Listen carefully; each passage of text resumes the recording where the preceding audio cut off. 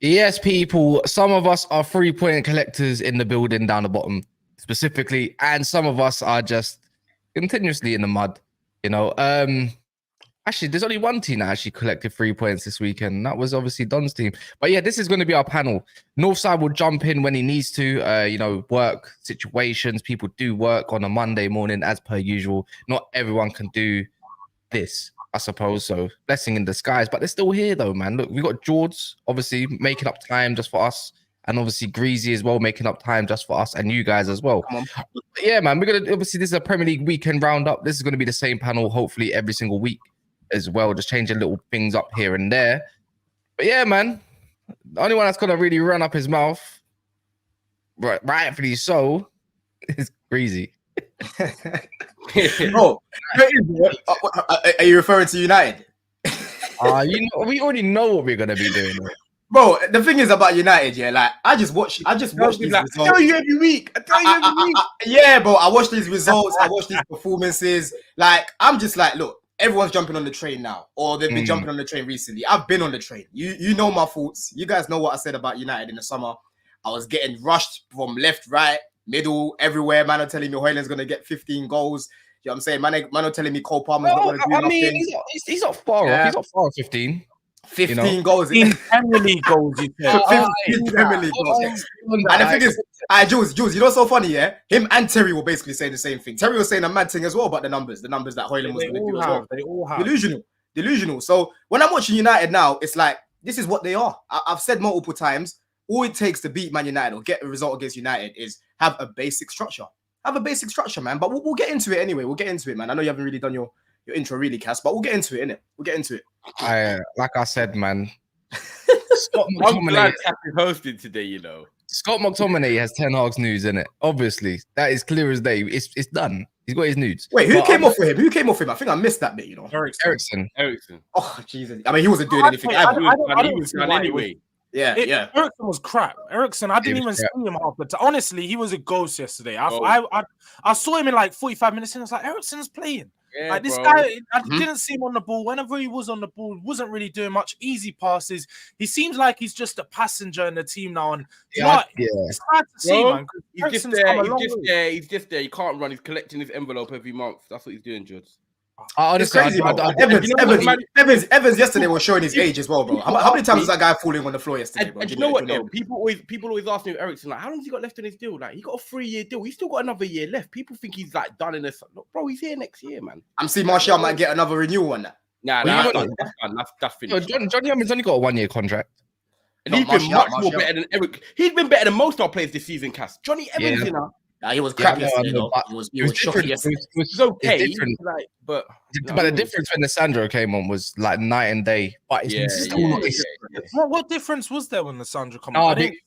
Because this is what I was saying, George. Yeah, even like we see the game a little bit differently. In it, I've got way more of an eye than you, I believe. Yeah, just threading the ball into Marcus Rashford. You just gas up mediocrity a lot more. That's what happened.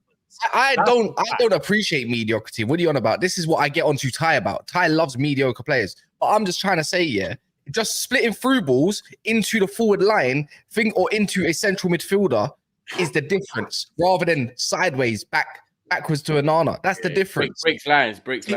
This is why I always get onto you, Ty, when you're like, I'm still not Ten Hag out because I'm hoping that he changes things, and when this guy comes back and that guy comes back. The reason why I always get onto you about that, Ty, is because the problems you're seeing at your club, I'm seeing at my club as well. My manager and your manager go bar for bar, bar for bar, bar for bar. And right now, I'm gonna be real with you. Your manager, bro, my manager made your manager look like Heisenberg. My manager's missing the beat at the moment. My manager made your manager look like Heisenberg, and bro, right now my manager's one of the worst coaches in the league. Do you get it? Yeah. This is it, Don. This is what I said it last night, even on Trafford Tunnel, right? This is the last chance for me now, because I feel like He's on the 6-month probation. This is what he's on. No, but the thing is, though, they can't be no. They can't be no last chance, yeah. Because look at Ange. Look at the injuries he's dealing with. Yeah, look at the midfield that he had yesterday. Yeah, and I'm seeing man like Skip and that playing the way that Ange Postecoglou wants his players to play, bro. And these are guys that none of us here are taking. These guys don't start. You know what? Højbjerg, yeah. See Højbjerg, yeah. I'm saying, hold on, Cass. I'll come back to you in a minute. I'll come back to you in a minute, Don. Yeah, hold on, Cass. Yeah, so that's why for me, I'm like, bro, I don't understand how you can keep saying, when players come back and this, that, because as a manager, bro, you need to be able to manage the situations that you're in. This is why they pay the millions that they are, right? And again, stick to your principles. But multiple times, the guy is showing that he doesn't stick to his principles.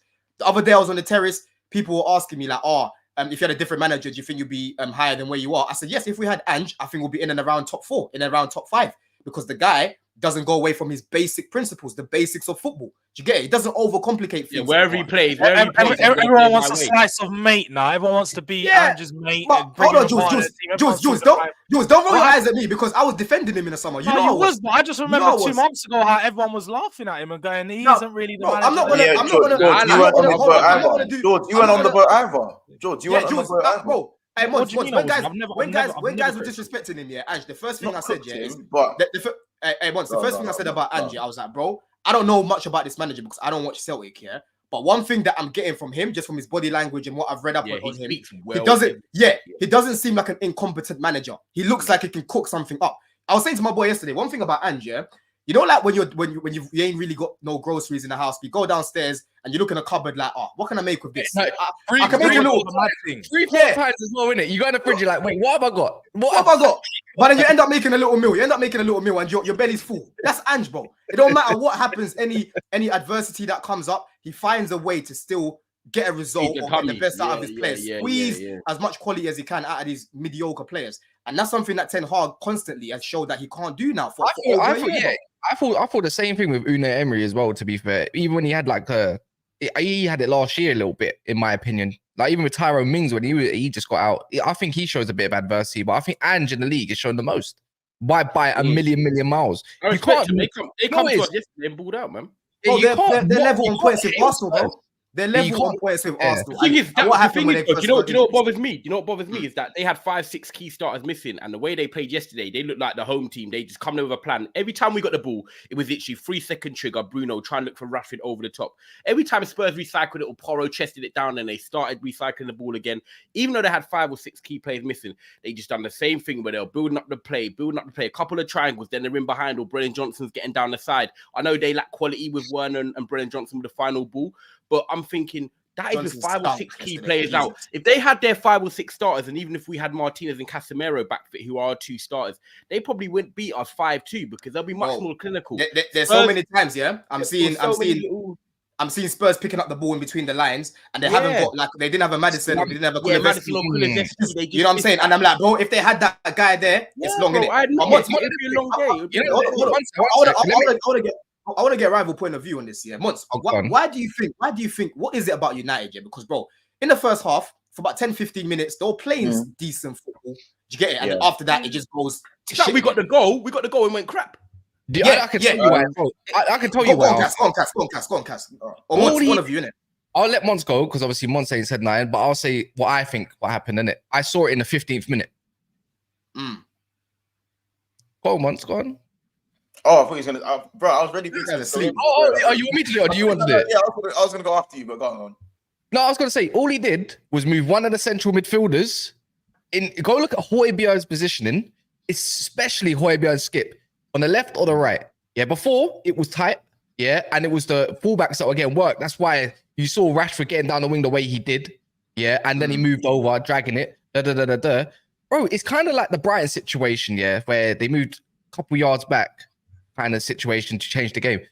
When Porro and Udogie, right, finally went straight into the middle, like actually playing more central. Yeah. Every time there was an option out wide, whether it's Højbjerg or Skip, or Bentancur was the one that was just doing the thing in the middle. All you had to do was drive, because when you play a 1-2, it's a triangle. That's why. If you see Ange's possession, he's always got a central midfielder on the touchline. He just moved it touchline, and that's why you saw Wan-Bissaka get ran. He had to do dog work against Brennan Johnson. It was one change. Guess what my manager did? decided to sit back and hope for counter-attack and transition moments. And in the second half, this is why commentators are dog shit, yeah? They always back referees as well, by the way. Always back referee decisions because they just suck in their nuts all the time, yeah? They always do it. I hate it, yeah? Because some decisions I'm thinking, nah, Delos should have got a yellow card there. Like, what you want about? Or that person, Højbjerg, should have got a yellow card there. Not the point. You need more control. This is what Gary Neville said, yeah? Man United need more control. Oh, he's bringing off Scott McTominay he's bringing off Ericsson for Scott McTominay. Yeah, that should bring more control.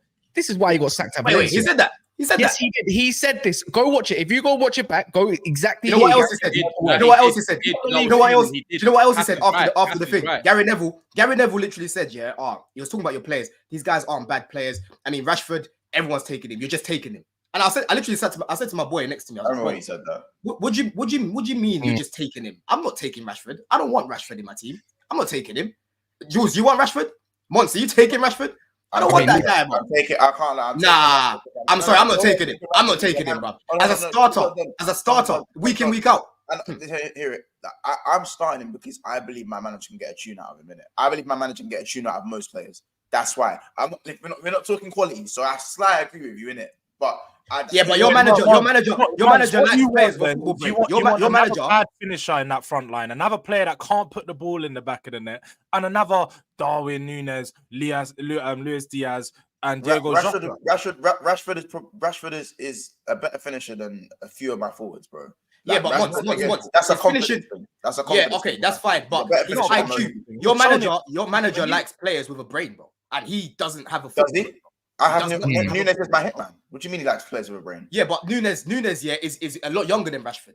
Yeah, he's a lot younger than Rashford. You can work with that. Rashford is what he is right now. This is what he is. He's not going to get any better than what we've seen. This is what he is, bro. Yeah, I just feel like I don't think it is. I think it is a fresh environment. Like sometimes you can stay at somewhere too long, and you come from the academy, and your hopes got pinned on him. Like from when he came in for the side to Louis van Gaal, it was him and Martial, and then he was the guy that everyone turned to. It was Rashford. Last 5 years, I just feel like he probably needs a fresh start himself. He needs to go elsewhere and just let. Sometimes like you can just be at somewhere too long, and you can have too much pressure being at a boyhood club. I just think he needs to cut for himself. And can I ask a simple question? Yeah, this is the maddest part. Yeah, I'll ask George. George, when was Rashford's debut? 2016, 2017, 2015. Yeah, he's been in the Premier League in his 9th season, and he's had multiple managers. Louis van Gaal, a tactical brain. Where you know what? To be fair, he probably should. In hindsight, he probably should have kept. You should probably have kept Louis van Gaal in hindsight, yeah. If you look at it in an 8-9 year span, yeah, because he was the one that got the youngsters. He believed in the youngsters, yeah, because he said, "I'm getting 4th choice players out here anyways." So Tyler Blackett, come on down, yeah. Anyways, you've had a Jose Mourinho, yeah, that's a tough cookie to crack. You've had a. No, the thing is, as much as we talk about all these managers and all the tactics, you had the LVG anomaly. He started off well. I remember that Arsenal debut, yeah. Then after Louis van Gaal was Jose Mourinho, if I'm correct, right? You started to see the cracks. Whatever Jose Mourinho said, bro, it's probably correct, but we all backed Rashford because he was young at that time, yeah. And he won us a couple bits and bobs, and he was showing he had pace back then as well, yeah. Then so he had a bit of a defensive coach. Then he went into Ollie, the guy that had the arm around him, the one that showed him love, yeah. Stopped running for him. And that was evident, yeah? You got to move on to a Rangnick, a guy that tries to, don't get me wrong, don't think he's a great manager, but German structure. So he had a bit of a structured coach. Did the structure work? No, not really. But did you show any promise? Not really. It was Jadon Sancho that was showing a promise under him. If anything, if anyone looked a bit threatening, him and that Ronaldo link up, yeah? Well, it was a little bit there. And it did show it. Let me continue, yeah? After Rangnick now, you got Ten Hag.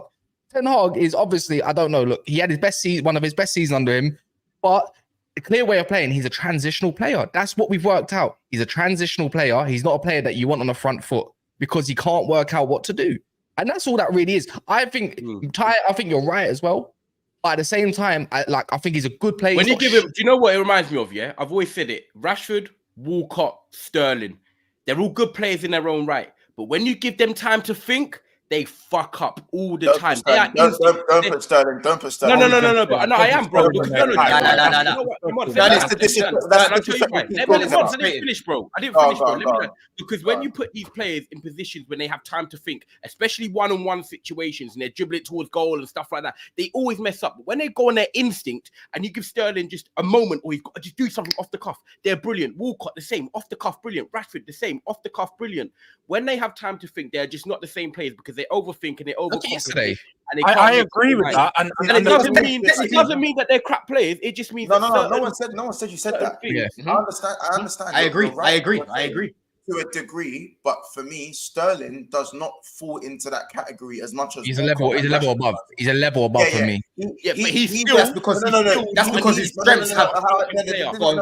Rashford and Walcott are as you'd say, lack the play power. But Sterling is a dummy amongst geniuses. So he's yeah. He has half the gene I'm talking about. Yeah, because and the thing is as well, you can also look at Sterling and say Sterling's coachable. Sterling, you looked at Sterling, exactly. Saw his improvement go from here to here, turn into another player. But the thing is though, I agree with what I feel like Rashford was better when he was younger. I agree. When Rashford was 4 or 5 years ago, when he was just coming in the team, he had a point to prove, and a lot of the time he wasn't thinking. He was just going off of instincts. A lot of the finishes was just him in front of goal, kick the ball in the back of the net, and he's just putting his head down. That was the best of Rashford we've seen. Yeah, but nowadays, like you said, whenever he's in front of goal, whenever you see him in the one-on-ones, and now, like I said, you've identified he's a transitional player. Transitional player, like even when he's one-on-one with time, they need to be clinical. They need to be able to put the ball in the back of the net, and he just doesn't do that. Every time he's in front of goal, no one's confident. It's not even that, George. They showed that more than anything, because the finish yesterday, no time to think, just a quick 1-2. I'm saying, that's the business. But apart from that, bro, instinct player. How many times? That's not enough. That's not enough. That's what I'm saying. How many times? How many times, Don? Though, how many times have we seen Rashford? All he's got to do is either square it, play the correct pass. Scott McTominay was there just to bang in the goal, and he didn't look up. The ball then goes out for a goal kick. We're talking. And Sterling has the same problems. Sterling has the same problems. Don, do you see what I'm saying about Sterling? I agree. I'm with you. Let me start on the Rashford thing, innit? Like, if I'm honest, and this is as a rival fan, innit, I've watched Rashford very carefully since his debut, because anyone who bags against Arsenal and sinks them on their debut, for me, I've got a little bit of love for, even if you play for the Ops, the big boy Ops. There's a little bit of love there. You know what I'm saying? With Rashford, there was a time for me where Rashford was a little bit more explosive. You know, I feel like he was a bit more unpredictable, because that's the thing. I don't think Rashford's completely a transitional player. I just think he's become predictable. People know what he's going to do, and people know. He became a little bit. The coaching's kind of evident. Because of the lack of coaching, he's become predictable, and he's not good enough at. You see the one chip pony cutting that he does. He's not good enough at it, like a Salah, or them guys with one. Arjen Robben, that's the best one to say. And that's why you're moving Sterling out of that category, because what Sterling's really good at, he levels. Sterling is like when Ty mentions Sterling, something snapped in my head a little bit there. Sterling doesn't even go behind him. Please, never put Sterling. No. I mean Sterling on the ball. Sterling off the ball, by the way. His movement is like brilliant. Give Sterling the ball and say, right. Once he said don't compare them at all. Once he said don't compare them at all. Give him time on the ball. All right, let's get back to the game. Let's get back to the game after this. Talk about Rashford. I want Don to land quickly on it, because I want to see him as a chance. Yeah, bro. Nah, bro. Listen, for me, listen, Sterling, he breaks down multiple attacks, because on the ball, like Ty is saying, when he's got time to think, I've seen multiples, even at City he was doing it. But the thing is, he would get away with it at City because he would get chance after chance after chance after chance to keep going. At Chelsea, the main thing that I said when we signed him, I said, bro, this signing is not going to work if, number one, we don't bring in a striker, and we don't bring in quality up top with him, because Sterling is a supplementary player. He cannot be that main go-to. You know what I'm saying? Same thing as Rashford. Rashford is like a icing on the cake sort of player, where you've got a system already and you bring him in and you kind of just know what he is. He's a finisher, right? But his overall game is not going to be as effective as someone like like a Cole Palmer, for example, because he's actually good. Technical ability is always there. Exactly. He's got a football brain, right? Where I have to agree with you, when you're saying like don't really put them in that same category, is because Sterling's been been doing what he's been doing for years, winning what he's been winning, and we know that he's a proper touchline winger. But when it comes to having that football brain, bro, the guy is like a 17-year-old at times, bro. He's like an 18-year-old at times, bro. He breaks down multiple attacks. And a lot of Chelsea fans want him gone in the summer. I'll be real. Put it this way. I had more time. After pre-season. I had more time for Angelo Gabriel than I did for Raheem Sterling. Yeah. Even though Raheem Sterling's put up numbers this year on the ball, bro, and how we play, how we build up, and how we are in possession, he's not it. He's grenade football. With Sterling, it's grenade football. It's grenade football. You want Sterling on the end of things. Yes. But exactly. Like what George said, I said he's coachable, bro. You like your manager. Your manager. Because he had Pep Guardiola at 20 once, isn't it? He had Pep Guardiola at a young age, isn't it? That's the 20. You can see a different. The Pep Guardiola, the Brendan Rodgers Sterling. The Brendan left Liverpool. You know what Sterling you might have? You might have the Brendan Rodgers Sterling. That's what you might have right now. The Brendan Rodgers Sterling and the Pep Sterling. By the way, the Brendan Rodgers Sterling weren't even that bad. He was still a good Sterling. He was still good. He was missing final product. Yeah, but once we see the Pep Sterling certain parts of the season against Luton, against West Ham, against Liverpool. But then at the same time, you see Brendan Rodgers Sterling. You know what?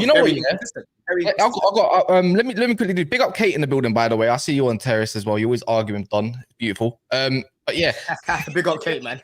big up Kate, man.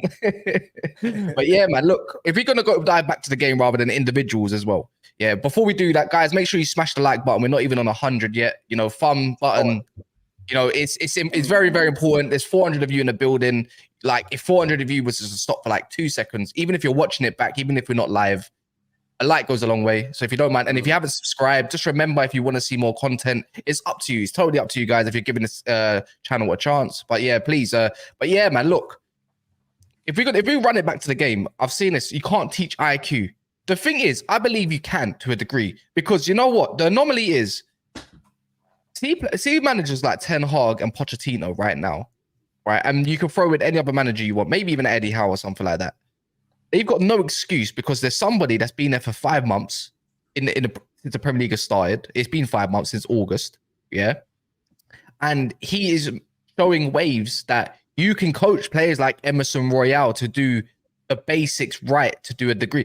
Teaching Ben Davies to do centre-back roles. You're teaching Ollie Skip, and Højbjerg is looking decent. Not saying he's amazing, but little things like that. You can teach the game still at any age. Like, I believe you can. And maybe it is down to a coach, I think, for Rashford, but is it going to majorly improve? Is it going to be the levels that, that Man United are wanting right now? Rashford, whether it's Scott McTominay, whether it's, I don't know, name me another one.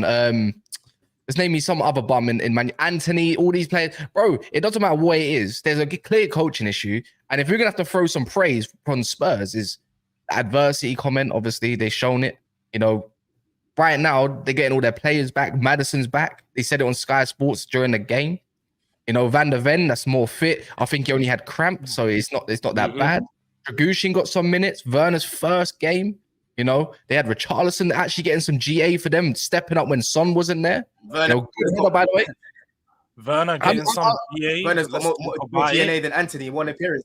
Yeah, this is crazy. And Anthony, George, he's got more than Anthony. At Old Trafford too. The whole point is Andy's showing levels that you don't need 12 or 18 months in a team to show what your coaching can be, And I think the Zerbi showed that first as well. Like, you can take it up a level, in the space of months. So, all I can say is that if anyone wants to shine any light on Spurs and for your own team, go ahead, bro. And that's why I respect and that's why I respect him, because football is not rocket science. The guy doesn't overcomplicate things like our managers, Cass. You know what I'm saying? This is it, man. This is it. And if they keep backing him, Spurs are going to start winning stuff. I'm telling you, Spurs are going to start winning stuff. I know that. Because these players that they're bringing in, I said it in the summer, most of us ain't even going to know them.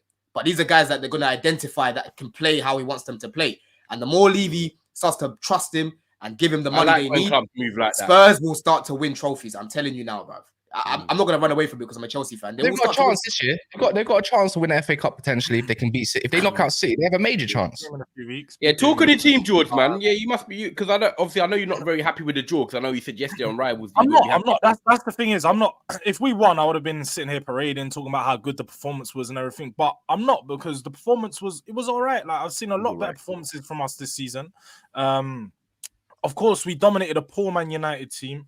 I feel like we just about done the job. I was not happy with the fact that we went behind twice. To go behind to this United team that struggles to score goals, pretty much got some of the lowest goals in the Premier League, and we allowed them to bang 2 against us. I know it was the only 2 shots on target you had, but still not happy with that. I think the defending for the second goal was poor.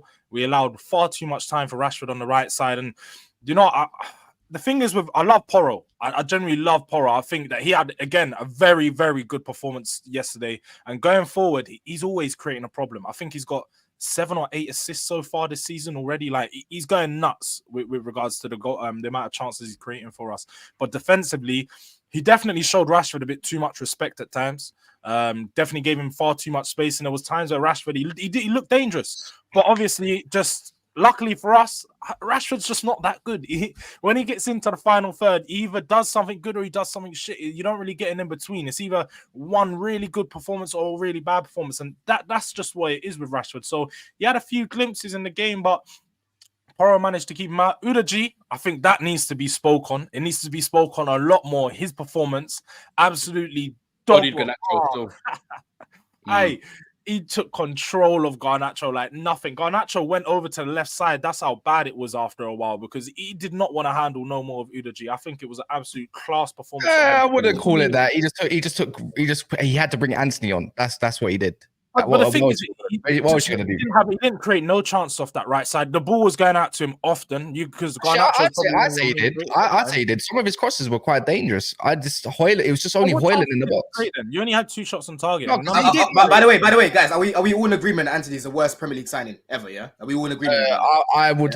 Yeah, there might be some in worse. That price range. He's up there with the likes of worst. Pepe and that. That's he's the worst. He's worse than Pepe. No. Pepe worse than Pepe. Pepe actually had some performances where you look at he just done dumb stuff. He's way worse than Pepe. Way worse, bro. 0 goals, 0 assists. As an attacker in what 17 appearances? I can't lie.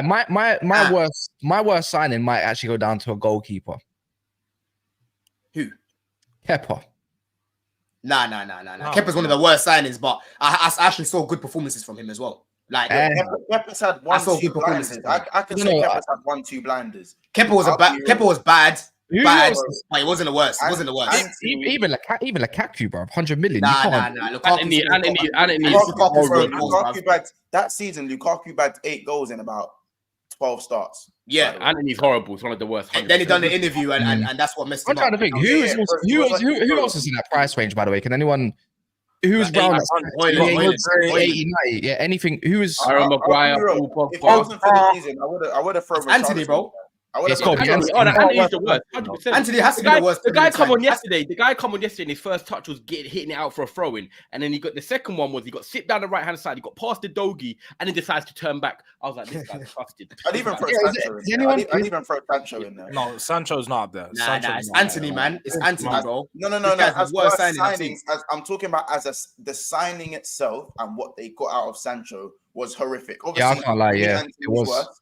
For the talent, Sancho is actually very talented, regardless of what you say about him. Anthony, that signing, yeah, and I tried to tell Cass, I told Flex, I told all of you lot that this guy's the worst. But because it was 3 months, 4 months, give him time. You man said, Monts, you're doing that thing where you judge someone too early again. You're doing that. That's right. At the same time, you can't judge it to be the worst in 3-4 months. You have to give it. I have eyes, bro. I have eyes. Actually, no. Actually, no. I was going to say, bro. I saw man. No. I saw him today. Cass, you don't want to die on this hill, bro. He's the worst. You can already say 2 or 3 Man United players like Maguire or something like that. But yeah, it doesn't matter anyways. Yeah, there's no point. Are you confident? You only have one up.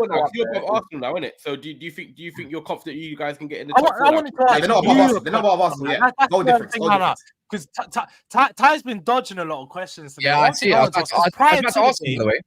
prior to the game, you said that you were still in the top 4 race. And then after the game, I'm hearing Ty saying they're not in the top 4 race. But the point difference is exactly the same.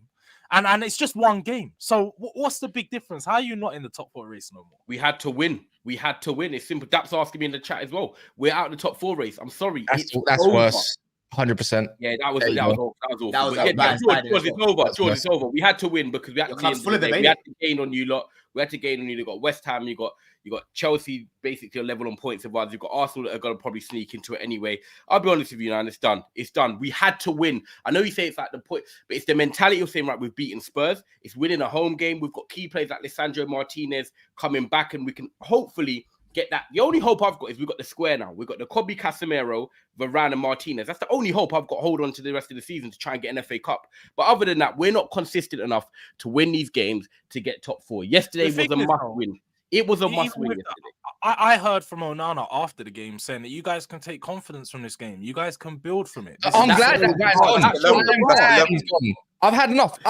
He should have. And I don't get it because we're listening to a guy, Onana, who does star jumps when he's trying to dive. Yeah, you know what though, yeah, Ty, I can't lie. Your delusion is I moved his face yesterday. Ty, there's a reason. I can't lie. There's a common denominator of your name Ty. Yeah, AFTV Ty or NAF Ty. It does there's no difference. Because your delusion, I don't know what I honestly think you're putting it on. Yeah, I'm gonna be so real. I think you're putting it on. You're acoustic, bro. You're moving acoustic, fam. I'm just thinking like along the lines that you're trying to put on a face that you don't want to show Man United fans to say you're not negative because, bro, it's okay to be yourself, Ty. You know, it's okay to put your opinion on. No, Ty. This sort of question you've had, yeah, has been happening for about 2-3 months now. About if this happens, when this happens. You've been saying this for like 2-3 months. Next week's the final day. If he doesn't get past this, I'm fully done. No, you definitely said that back in December prior to the Chelsea game, and that you were saying, no, I need to see results in the next few weeks, and I need to see the change now because it's been like that.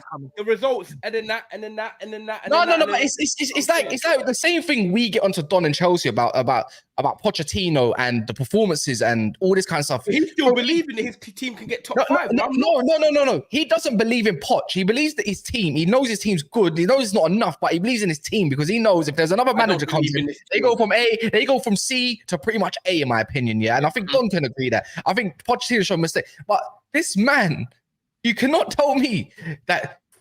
How many home losses? Can someone tell me how many home losses Man United's got this season? I think it's like is it 4? Is it 4 out of 8? We won 4 out of 8, 4 out of 9 now in our last.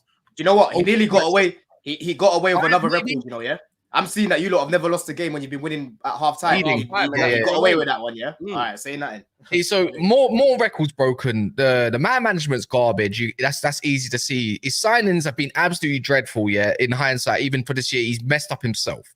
We lost 3-0 to Bournemouth at home, bro. Roy Hodgson has dunked 5 on our head at Old Trafford. Yeah, it's things like that, and you still want to back this man, regardless of how. I'll land for 1 minute, and then it's perfect way to segue on. To be fair, right, Man United.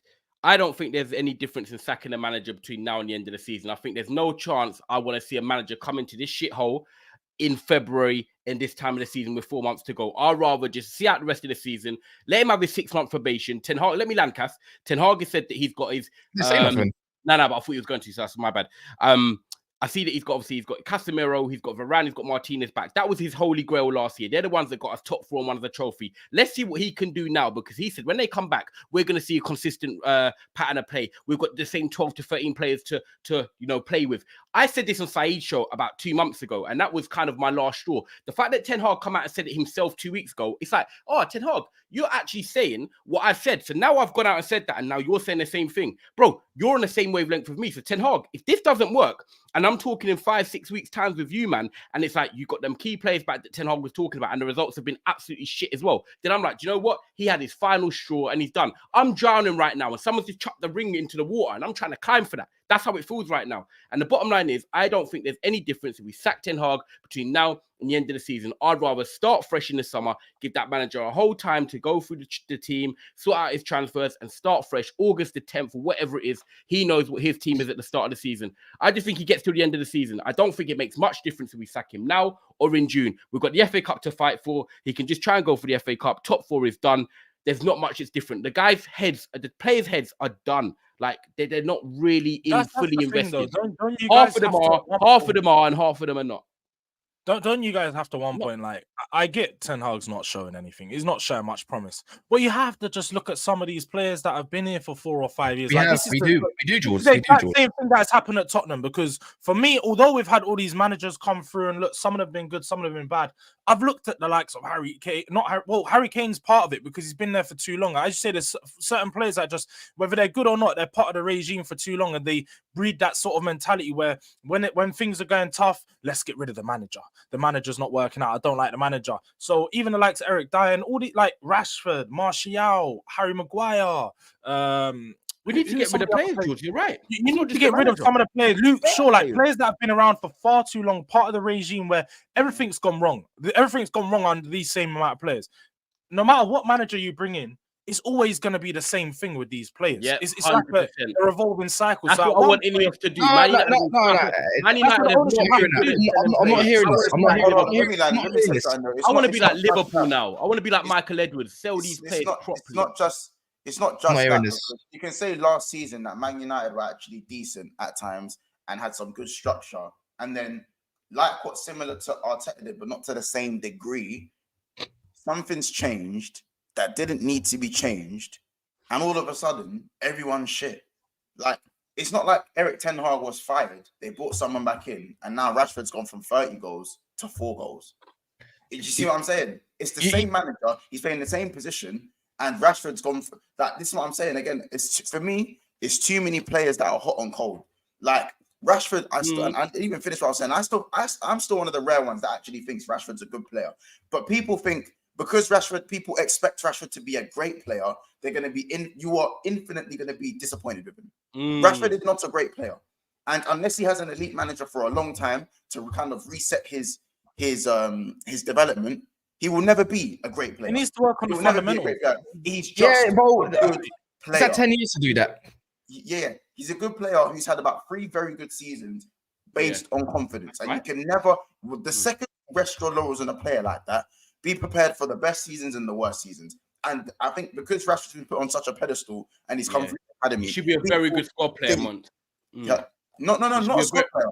He should be a guaranteed starter all the time, though. Bro, Marcus Rashford is someone, again, like he's very specific and too much, and he's too reliant on confidence. So his very best can be the best winger in the league or the second best winger in the league. That is what he can be. You know what's mad? We be that often enough. So the biggest conversation we ain't at that. We're not going to dive into it because we've got to move on to is Bruno Fernandes, bro.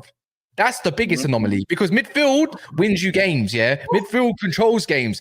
Where is he and what does he do? He does nothing. He's arse and cheats and looks like a rat. I'm done with this guy and he moans. 2 minutes in, he gave away the ball and he started moaning at the low.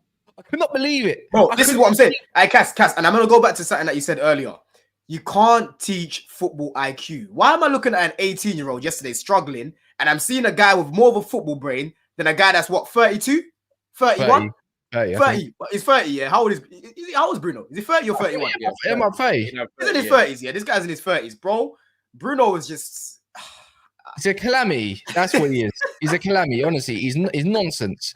Honestly, man. Bruno needs to, like I said, it's similar to Sterling. He needs to go to a ready-made team. You can't depend on that guy. You cannot depend on that guy. Yeah. Bruno at Man City would cook. Yeah, he would cook because he can just keep doing what he does, creating chances.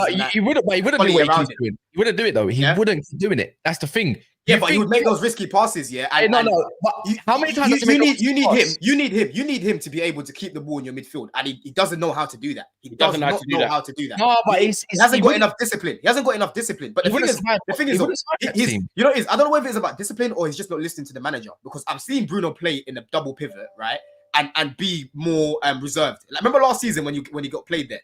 In the pivot, and he wasn't played as a 10. He was a little bit more reserved, bro.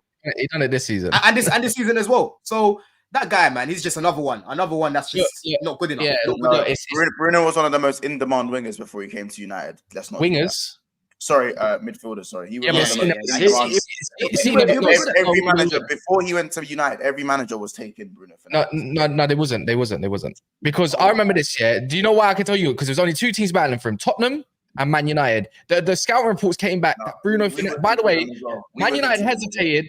Man United hesitated getting him in summer because of one scout report. He gives away the ball way too much, and we got man like Terry Flew was calling my man a phenom.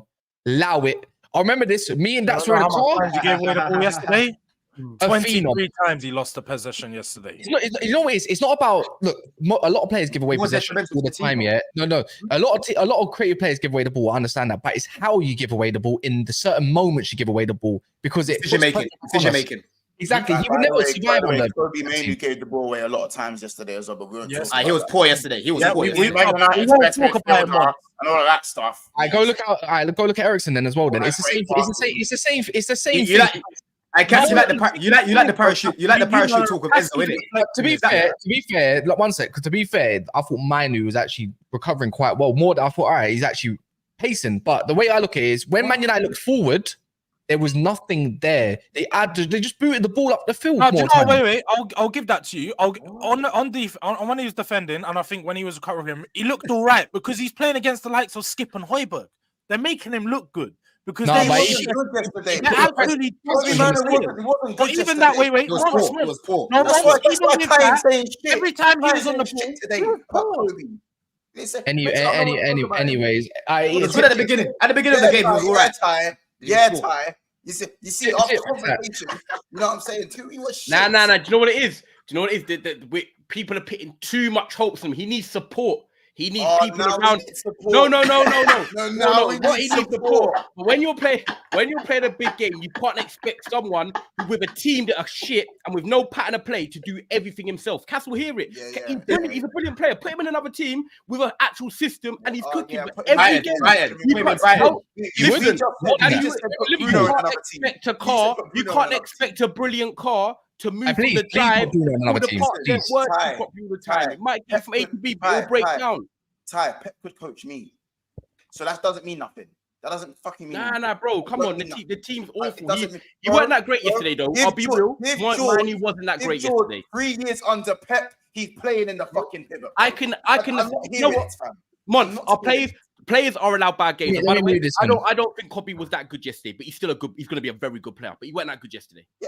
Listen, but just the best midfield player shouts are just stupid. Just stupid. But better than Ericsson. He was fucking overall. It's night and it's night and day. No. Ericsson's done. Get rid of him in the summer. Anyways, let him go. Just let him go, man. Either way, honestly, he's one of the players as well. Yeah. He's like Schweinsteiger when he came to Man United. No legs.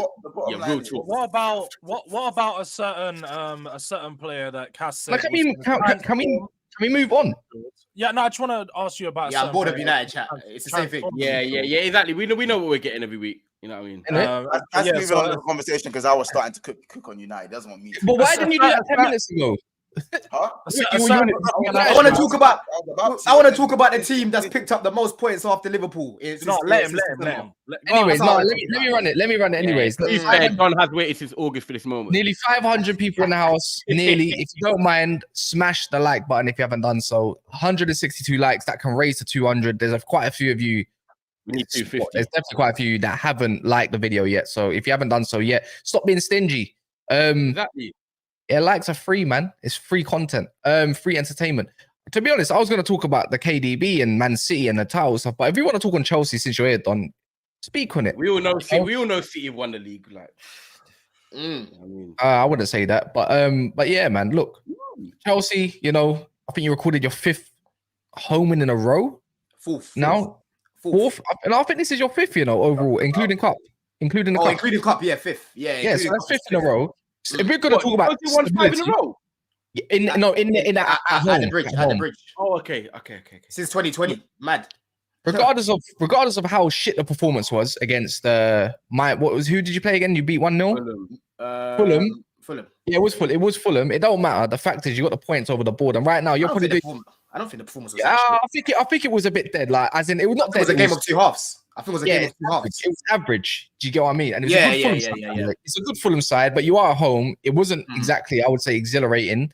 You know, the only thing that was your saving grace is that your midfield actually patterned the pivot, anyways.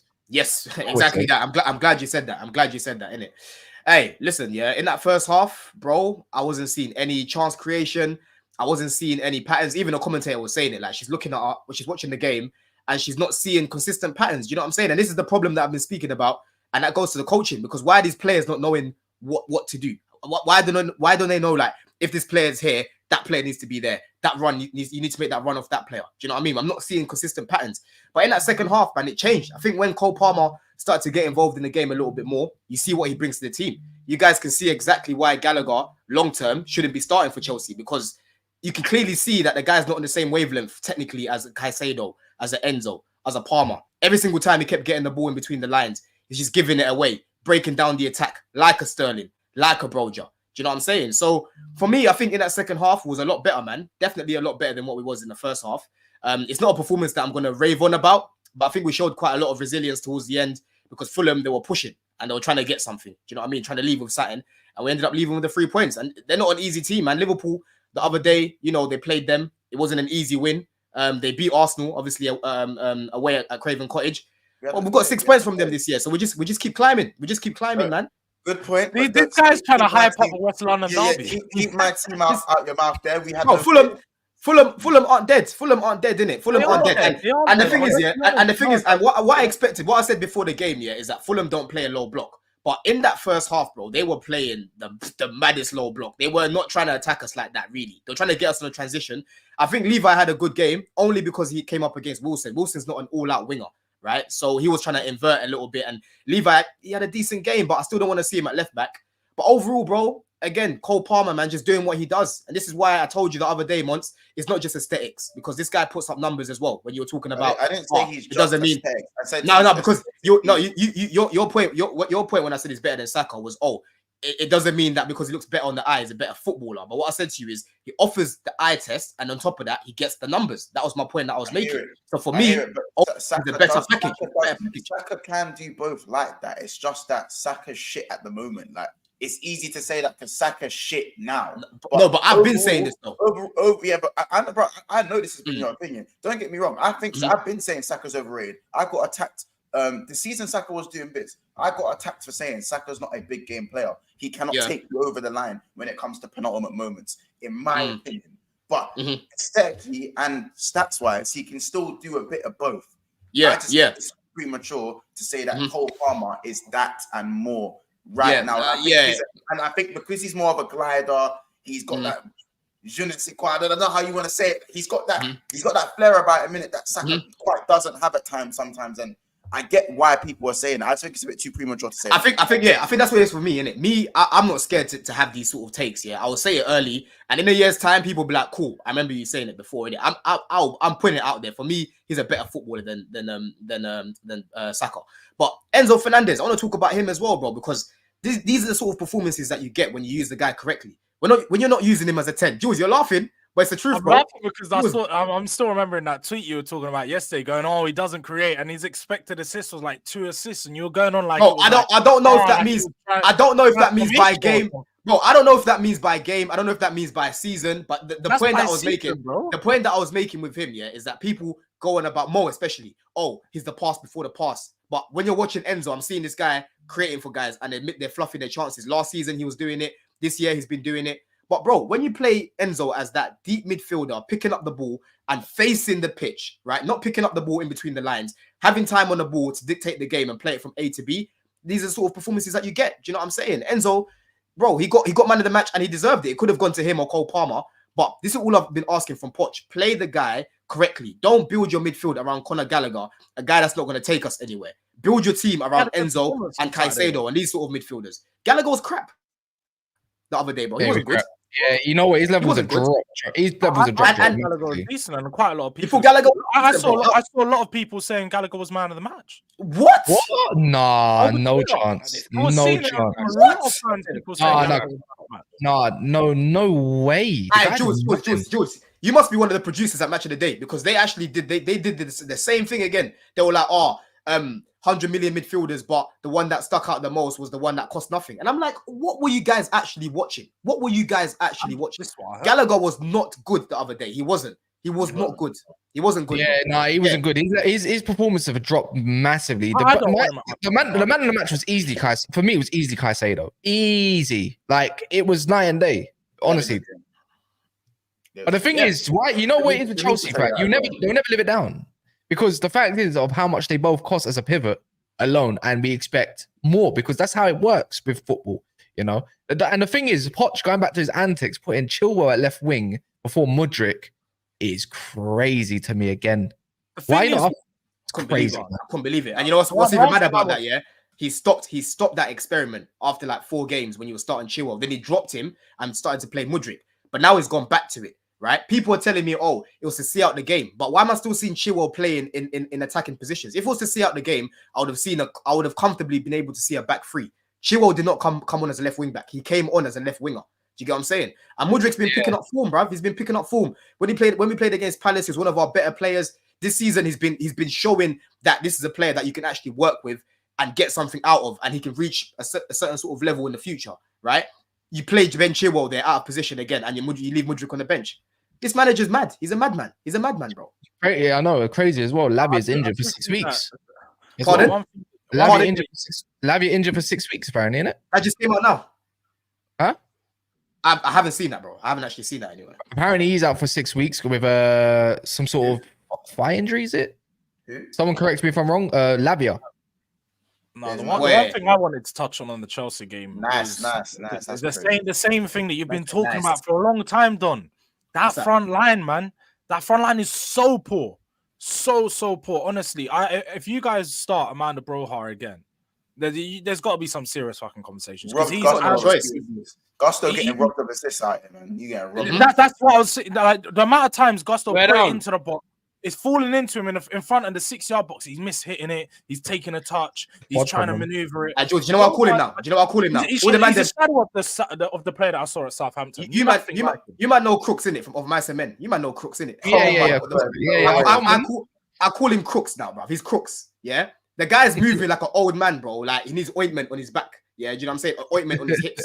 The guy's done for, bro. And I said, listen, in January, if it's up to me, I would sell him. Yeah, before he got injured, I wanted him to get opportunities under Graham Potter. Potter wasn't playing him. Since he's been back, bro, and even when you watch him in person, it's worse. That guy is tall and he's physical. I'm seeing him not even jumping for headers. He brings down the ball. It's like everything is thinking. He always thinks about the next step before he when he's on the ball, right? You need to think about what you're gonna do with the ball before you get it. Every time he gets the ball, everything's delayed. He just gets dispossessed. You know, he gets shrugged off the ball in front of goal. He's poor. He's just not that guy. And if we have to literally stick with him throughout January and wait for Jackson to come back, it's long for us. We need to go get an attacker, even if it's on a short-term deal. Bro, Datro Fofana's at Burnley, bro. He's gone Burnley. He just got loaned out. He's gone Burnley now. He come back from Burnley or something. He's gone Burnley. He was at Union Berlin. Bro, I would rather give some minutes to Washington, see what he can do. Yeah, let's just see what he can do. He's crossed. Nah. It's better than watching Broja every single week doing what he's doing. Up top, cheese string. You know what I'm saying? I'd rather that. Solomon says, special praise to the unknown quality. I actually made a tweet about this. Petrovic, big up the panel. I can't lie. Do you think he's number one now? Like, do you not think it's night and day? It's night and day. He's better than a lot of these keepers in the league as well. Yeah, like some of his set. You know what it is?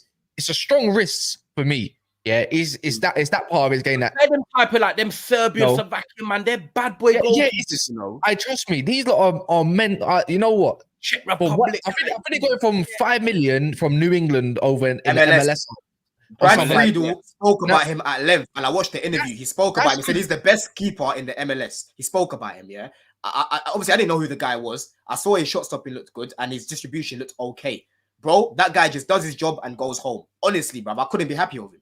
24 years of age. He's like 6'4", something like that. 3 maybe. He's a unit, and I think for 5 million, that's what you call good scouting.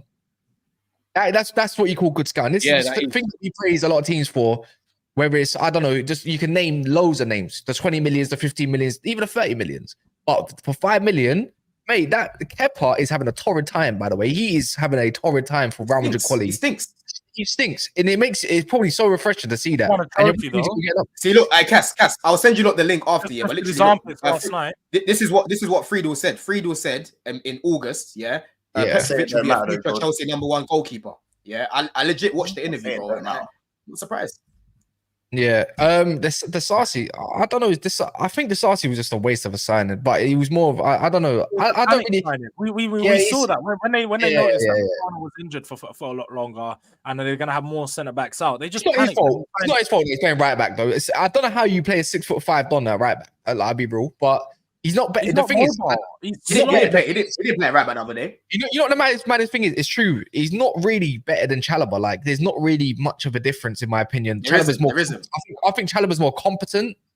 So yeah, it's a bit of I think it's a waste of a signing, and that's not his fault. I think he's been okay. I don't think he's been crap. I don't think he's been amazing. You know, I think he's a squad player. I think it's clear to see he's a squad player, but it's them ones. He's always available. You know, he does have good games, but you know, again, there's only so much he can do. He's very limited. You know what I mean? Yeah, but passing out from the back and breaking lines, I can't fault him, bro. I think he's got the full amount of passes in the league. I'm not having that. I'm not having that. No. Chelsea looking at Benzema. I'm not having that. No. Matt Lowe. No. I'm not having that still. Yeah, but I think that was more of an opinion piece, man. I think that's more of an opinion piece. When you actually read through it, there's no strong link. I mean, a 6-month loan and you get Benzema, you're laughing. Bro, I know everyone's getting gassed by this, but bro, when I'm watching Benzema last season, the guy, again, he's looking like crooks as well, bro. I'm thinking, he's just looking finished. Like, so people are getting happy, getting gassed. Has anyone been watching him in Saudi? No, but think of it. Just think of it like this, Don. A 6-month loan for something that you need in experience and actual winning qualities. Yeah, you cannot go wrong with a Benzema. I hear it. I'm just saying. Don't. Firmino. What we're not about to do, by the way, is this is a no Benzema slander stream. Do not question him. You're not allowed. Don't do it.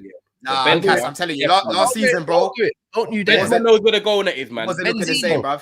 Zimmer, who's got the keys to my bin? I don't know. You might are telling me Benzema was looking the same last season. You was watching Don last year, but Benzema was still even when they played us, when they played us last season, bro, he wasn't looking sharp. He was not looking sharp. I was watching him both legs. But Don, the thing is though, you're talking about like you lot kind of get chances, but you haven't got no one to bury them. It doesn't matter about him being overall amazing. If he's in the right place at the right time, you know that Benzema's hitting the target, my dog. So I'm not against it. All I'm saying is I'm seeing people getting overly gassed by it as if we're getting him in his prime. Look, if it's steady Eddie, 4 months, he's proven experience, and you put the ball in the back of the net. If we get him, all I'm saying is if we get him, if we draw in some games and win some games, if we get him, I'm happy with it. Like, I'm cool. But I'm reserved is the point I'm making. I'm not gonna come here expecting him to do a magic. In your head, in the summer, you're thinking about your long-term 4-5 year striker who's gonna come in, either the Osimhen, Tony, Victor Gyökeres, whoever it is. That's what you're thinking about. And you know what's so funny? Now people are talking about I really miss Jackson. But when he was here, they talk about him like the guy offers nothing to us. Now you can clearly see how important he is when it comes to linking up the play, linking up the midfield and the attack. He ain't great in front of goal, and there's times where he pisses me off. I think with him, Jackson. I said this the other day. Jackson for me is not an ability thing. I think it's more of a mentality thing, bruv. When he wants to play, the guy can play. Yeah, finishing ain't great, like I've said. He's not a natural finisher, and that will come with his game. Hopefully, if we get Victor Osimhen, he can learn from someone like him because his movement in the box is poor, right? But Jackson is effective in how we play, bro, especially when it comes to linking up the play. And with Broja, guys are seeing how important Jackson is when we're trying to link up play. The only problem that I've got with him is that he should not be starting week in, week out for Chelsea. And that's on the owners. That's why I've got to blame the owners. That's why I've got to blame the owners. If we're being honest, Jackson's not it. He's not that guy for your starting lineup. Yeah. I agree with that. If you're talking about the same way you said Victor Osimhen, Jackson and Broja can learn off of Benzema. No? Well, yeah, they can. Exactly. They can. So it's a win-win, and it's not like it's costing you anything. Yeah, it's maybe some loan money. Yeah, it's nothing. April, May, March. April, May. Yeah. If there's someone that wants to get you top 4 and accelerate your FFP stuff and whatever it may be, I don't know, to help your situation out, then so be it. But yeah, man, moving FA Cup as well. Yeah. There you go. Okay. Yeah, they are. Yeah, be pressing. Could be in a final. Could be in a final. Could still progress in the FA Cup. He still could finish fifth. You know what I'm saying? Yeah. Yeah, moving the conversation on for the last 10 minutes or less, guys. Seven likes away from 200, 6 now. So if you don't mind, please smash that like button. Even if you're watching this back, all is appreciated. No, but his wages, they will cover his wages. It doesn't matter as long as they can keep him fit. He won't give a crap. But you know what I mean? They still he'll be match up ish to a degree. But yeah, KdB, masterclass. We talked about him over the weekend. And this is just not an overall Man City type conversation, whether you want to call him KdB FC or wherever it is. The fact is, it's the same shit as usual, isn't it?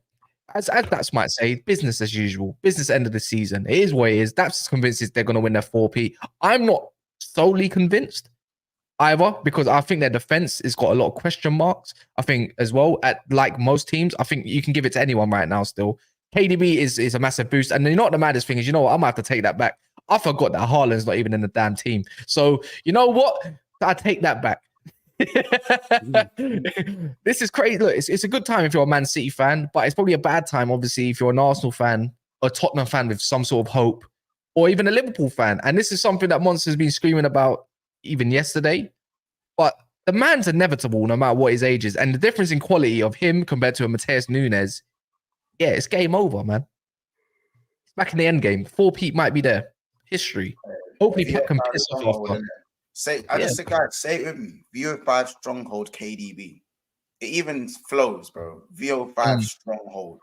You know what I'm saying? It's not SKL. It's not Dax.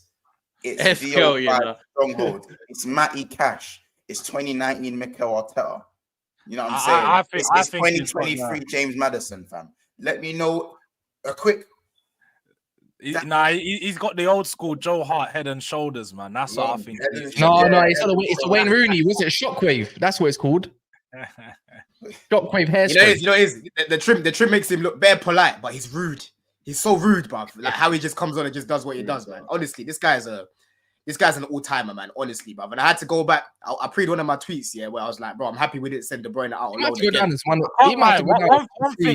that I think all-timer is going to be. I think if the 4P does happen and KdB does look at having another big integral part into this title challenge, some conversation is going to need to be had about certain man's boy up there and about how he's. What do you mean? The conversation's done. He's better than Gerrard and he's better than Lampard. I think already it's proved he's better than Gerrard.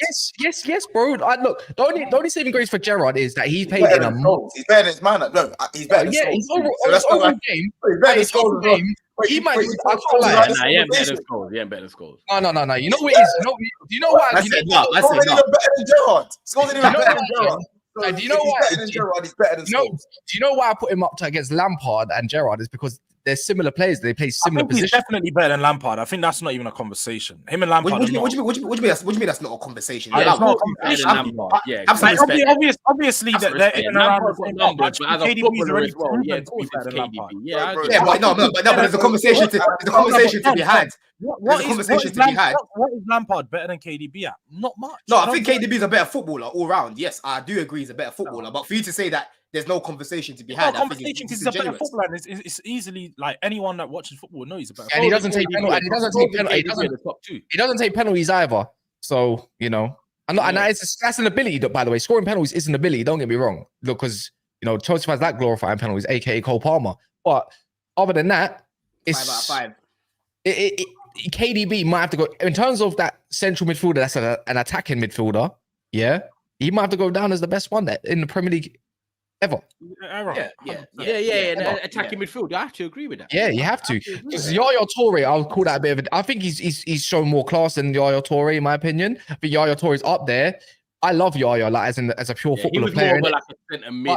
He didn't do defensive work. He done attacking. He done attacking job. He's attacking box to box. It is what it is. You have to. You can't say that. KdB's got everything in his locker, bro. Yeah.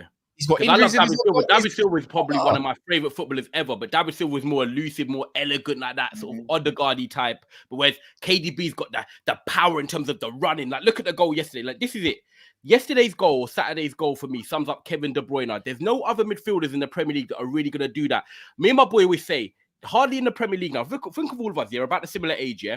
We used to see rockets goals outside the box, standard. Matty Taylor's, Morton Gans Pedersen, these players back in the day whipping from there. We don't see now goals at the edge of the box. It's now like you got to walk it into the net, or you've got to make the perfect system goal. Kevin De Bruyne is one of them players that comes on the pitch and he's like, I'm going to do what I'm good at to affect this game. Whether it's picking up the ball from the halfway line and driving with it, whether it's shooting from outside the box, whether it's getting a great assist. running all the way back to right back to help Walker.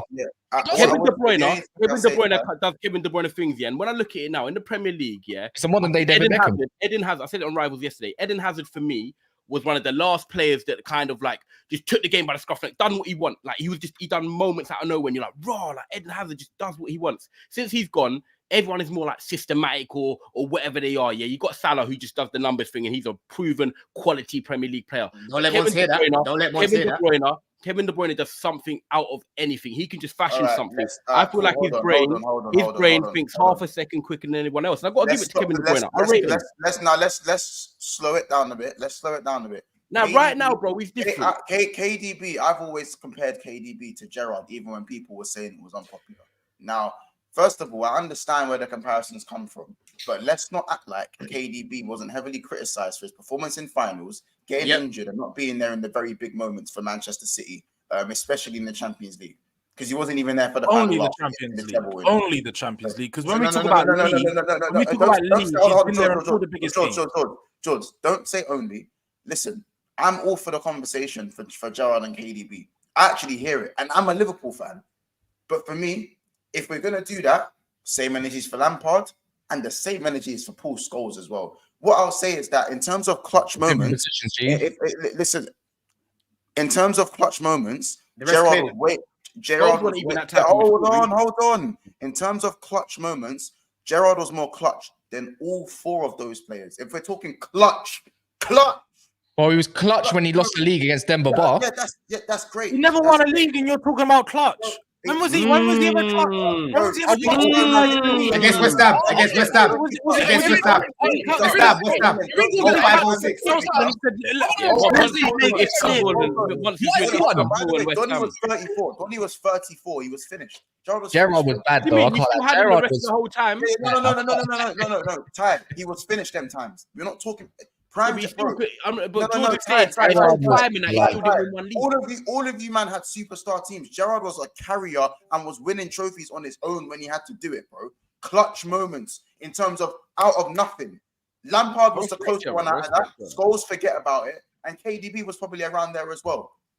Do you get it? Lampard was a clutch man as well. I'm putting him there as well. But people won't want to hear the Lampard combo because everyone just says he's the goal scorer, and that's it. When he was a lot more. No. People that say that.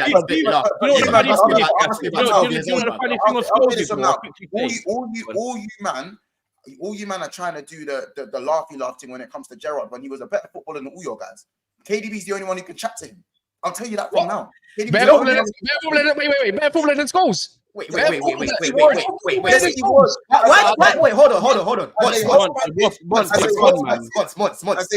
not better than Scholes. And by the way, can I just say something? Now, John, quickly. Can I just say something on Scholes? As a whole package, strength, speed, passing, finishing. Cam, CM, Lampard had that all. Do you know what the funny thing? Cam. What do you mean? No. Wait. No, Cass, wait. You know what I'm going to say, Cass? You know what I'm going to say? Yeah, I know what you're going to say. When Scholes came into the Man United setup, he was a cam. He actually had to come in and play cam behind Solskjaer, Cole, and all them, man. Go check his goals. By the way, go check his goals. Wait. Right now, Don. Scholes came in. Listen, he's not carrying no team. Playing as a cam. Then he went to the wing. Then he went centre mid. Then he went DM and started playing. He's played the whole package. Man's got over 100 Premier League goals. Won the Champions League twice. Won multiple Premier League. Wait. Paul Ginger. Hold on there.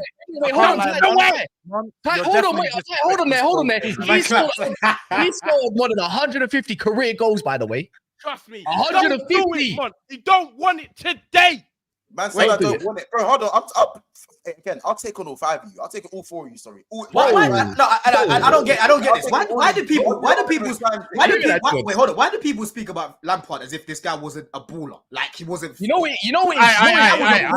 That was a baller. Leave Lampard out of this conversation, man. Nah. That guy was a baller. That guy was a serious. Do you know what it is, Don? You know what it is with Lampard. I don't look at the way I look at Gerrard and Scholes' career is kind of similar-ish.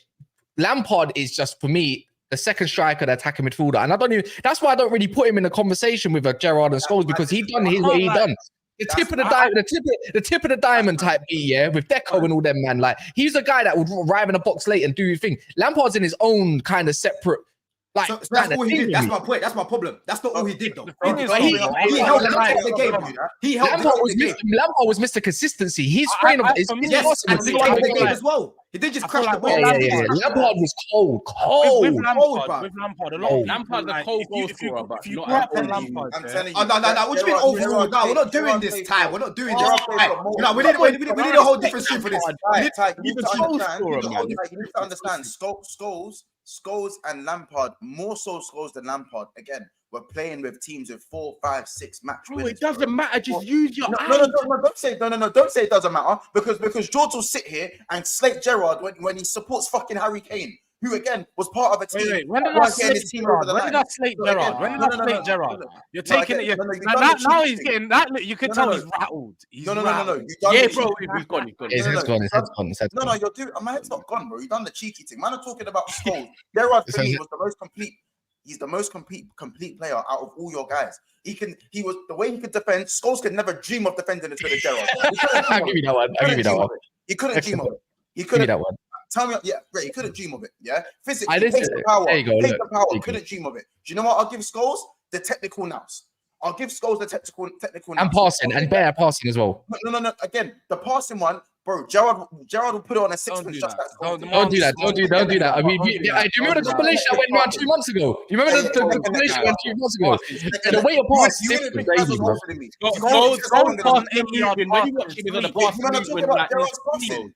No. Gerrard's passing was good, but it wasn't Scholes level. It was Scholes. It was great. No. Gerrard's passing was great, but it wasn't Scholes level. It wasn't Scholes level.